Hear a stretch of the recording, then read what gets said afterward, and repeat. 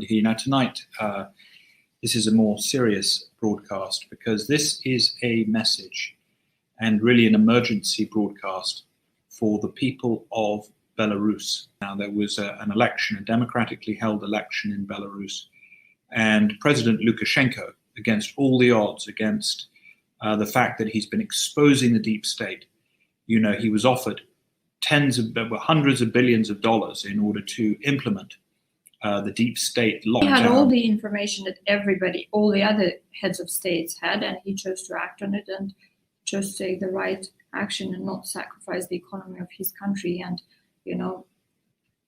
subject his people to poverty for the next, God knows how many decades. We don't know the implications of this situation yet, do we?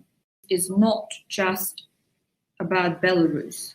It is an international situation. It's about international politics, and it's about interference, foreign interference. Yes, there are riots in Belarus. Yes, the situation is misrepresented. It's a very old, handbook or playbook. We've seen it happening before. It happened in Ukraine twice, and the third time it was very successful.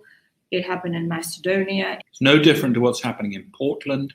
It's no different to what's happening in Seattle. What we're going to see now is how these protests are organized. What happens is there's a very strong opposition there. The opposition is not run from Belarus mainly. It's run from Poland, but by Belarusian people. They're not in Belarus. And they are getting people to go out on the streets for peaceful protests. And there are people who have absolutely legitimate grievances and, they're not happy with certain aspects. Part of any democratic country, yes. You have the right to peacefully protest. And then in amongst those people, there are specially trained agents. They are trained to agitate the and police. Incite violence. I heard today recordings of instructions to have bricks in the houses, to lure those, they refer to them, lure those bastards, get them off the main squares, because on the main squares they have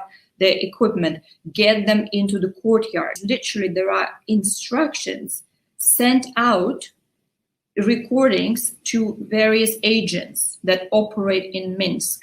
And that's how these people operate. And then they go out on the streets and they literally bait the police to the point where they respond. As soon as they respond, they record it straight away. They train to record it. Then they get this video sent to the opposition channels, like Telegram channels, and they edit it. They edited violence, police violence, brutality, genocide. And then they get it sent out to mass media, to all your BBC or wherever. And nobody sees what is being done to the police. And nobody sees those agents operating. Then they put the pictures of peaceful protesters. Yes, there are peaceful protesters. Mainly, most of them are peaceful protesters. But the violence, in 4 nights of protest, 128 police officers have been injured. And this is a practice run. This is what I'm trying to get over to you, America. For those of you, I said this is an emergency broadcast for Belarus and for America. If you don't vote for Trump, if you don't vote for Trump, okay, this is what is going to happen. This is what is going to happen over there. They have created, the enemy on this planet have created mechanisms. And it's amazing. Irina put up a post on Facebook. And what was most startling to me was some of the responses from Belarus. The people in Belarus have been completely and utterly brainwashed. Some people, I must add. By Western media. Some people can see through it. And the protesters in Belarus are protesting for free Belarus under the flag of traitors. Under the red and white flag was used during the war by the fascist allies in Belarus.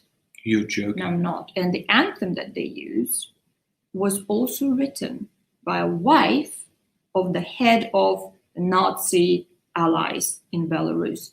And the veterans now the stories that you don't hear are the veterans in Belarus are crying when they're seeing those flags on the streets of Minsk, and when they're seeing the betrayal of their sacrifice. You cannot explain the emotions that are in this country right now. And this is, they're the traitors, they're the Nazi allies, and their flags are being used to free Belarus. Wow. And that's Antifa all over, and that's what happened in Ukraine. That's exactly what happened in Ukraine. What we are actually seeing is a European deep state takeover of the world. And I will tell you this, they're coming for America next. And then after they've taken America, they're going for Russia. Mm-hmm. Okay? And what you're seeing in Belarus is a dry run. Okay? It's information warfare.